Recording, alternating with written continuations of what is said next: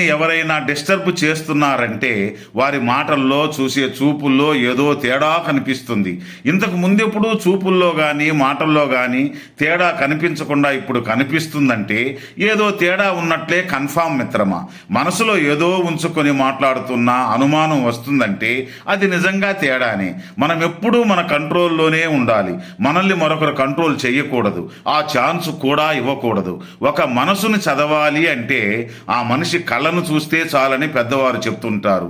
మనం మనుషుల్ని, వాళ్ళ మనసుల్ని రెండూ చదవడం నేర్చుకోవాలి. మనం వాటర్లా ఉండాలి, సరస్సులా ప్రశాంతంగా ఉండాలి, సెలయేరులా పరుగులు తీయాలి, జలపాతమై దూకాలి, నదిలా నలుగురికి సాయం చెయ్యాలి, సముద్రంలా గంభీరంగా ఉండాలి. అన్నీ నీళ్లే, పరిస్థితులను బట్టి మారిపోవాలి. మనం కూడా అంతే, పరిస్థితులను అనుసరించి మారుతూ ఉండాలి.